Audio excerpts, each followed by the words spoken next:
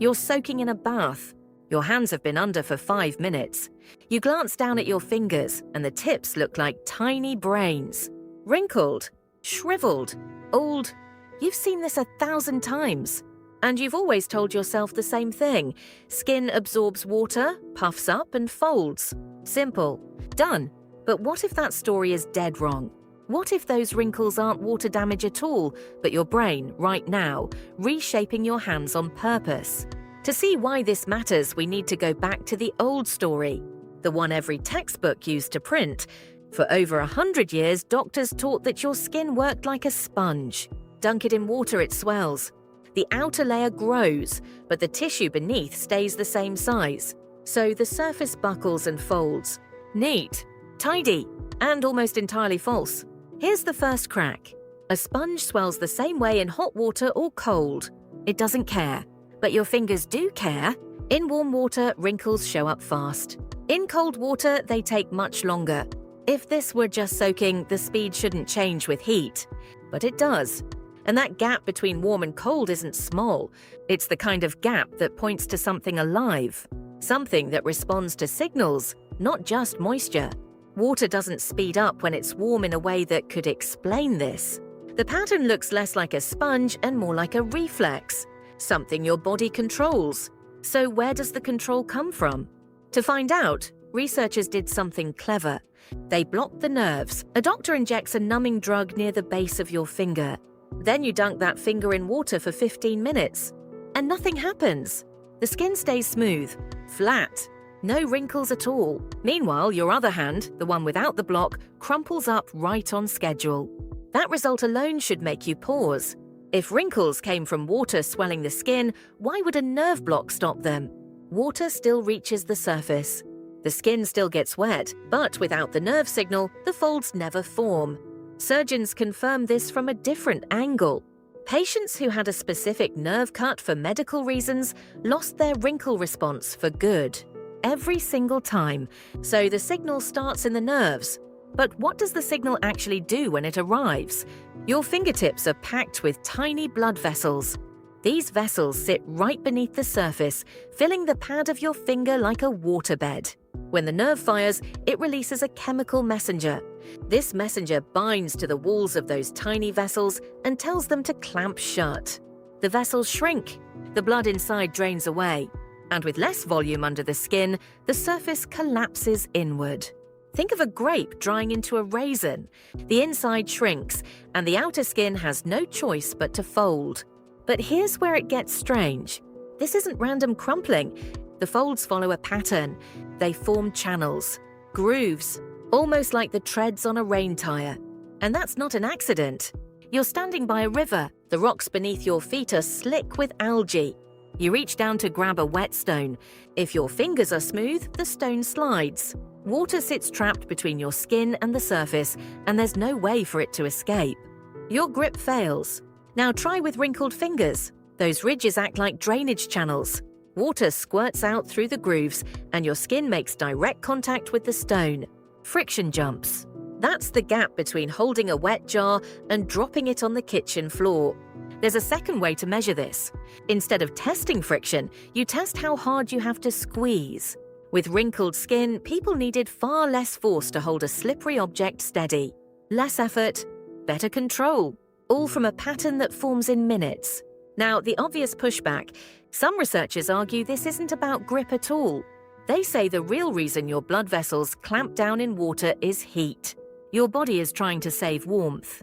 Cold water pulls heat from your hands and feet, so your nerves shut off blood flow to the fingertips. The wrinkles are just a side effect.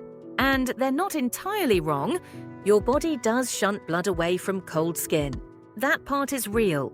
But the wrinkle response breaks the pattern in ways that simple heat saving can't explain. First, it only happens on fingertips and toes. Not on your forearms, not on your legs, not on any other part of your body that also gets cold in water. If this were a broad heat response, your whole hand should wrinkle. It doesn't. Second, the response is tied to being in water, not cold air. Stand outside in freezing wind, and your fingers turn white from blood flow changes, but they don't wrinkle. Third, and this is the key, when doctors block the nerve to a single finger, that finger still gets cold in water. General blood flow changes still happen, but the wrinkle pattern vanishes. The grip feature is gone, even though the heat response carries on. That split is hard to explain if they're the same thing, so the grip story holds up. But does it hold up for everyone? You're a doctor in a clinic. A patient walks in with diabetes. Years of high blood sugar have slowly damaged the smallest nerves in their hands and feet. You ask them to put their hands in water for 10 minutes. They pull them out, and the skin is almost flat. Barely a ripple. Very few patients with this kind of nerve damage produce normal wrinkles. Compare that to healthy people, where nearly everyone wrinkles on cue. This creates a strange and useful possibility. What if you could spot nerve damage just by watching someone's fingers in a bowl of water? No needles, no expensive machines, no painful shock tests, just water, a timer, and a pair of eyes. Clinics are already testing this idea, using the wrinkle response as a quick screen for small nerve damage. The test isn't perfect, but it's cheap, it's fast, and it catches problems that standard tests sometimes miss. Now, if wrinkles are an evolved grip tool, you'd expect other apes and monkeys to have them too. And they do. Chimps get wrinkly fingers. But the effect is weak. Their friction boost is tiny compared to ours. The gap suggests that somewhere in our branch of the family tree, the wrinkle reflex got fine-tuned, sharpened, built for tool use in wet conditions, for gripping slippery roots and wet stones, for a life that demanded precise handling in rain and rivers. But here's the limit. The idea that wrinkles improve grip works great on wet surfaces. On dry ones, the advantage vanishes. In fact, wrinkled fingers perform slightly worse on dry objects. The channels that drain water aren't helpful when there's no water to drain. They reduce contact area and cut into your grip. So this is a wet-only feature, a tool that turns on in one condition and shuts off when it's not needed. Your body doesn't waste wrinkles on a sunny afternoon. It waits for water. And the depth of the wrinkles has a ceiling. You might think soaking longer gives deeper folds. It doesn't. After about 10 minutes, the grooves stop deepening. The system hits its max and holds. Again, not what you'd expect from passive swelling. A sponge keeps absorbing, but your fingers reach a set depth and stay there. The reflex has a limit built in. So what do we do with all of this? If your body already builds rain-tired treads on demand, engineers want to copy the trick. Glove makers are testing materials with ridges that pop up when wet, giving workers in fish plants and oil rigs better hold without extra squeeze. People who design fake limbs are sketching fingertip covers with tiny channels that mimic the groove pattern, so someone with a missing hand can grip a wet glass without thinking twice. Further out, robotic grippers that handle slippery parts on a factory line could borrow the same design. Instead of pressing harder and risking damage, the gripper's surface would fold into channels that clear the liquid away. Less force, better hold, fewer broken parts. The same logic that kept your ancestors alive on a rainy riverbank might keep a robot from dropping a circuit board. And then there's medicine. If the wrinkle test proves reliable across large trials, your next visit to the doctor could include a water bowl on the desk. A few minutes of soaking, a photo of your fingertips, and a quick read on whether your smallest nerves are still doing their job.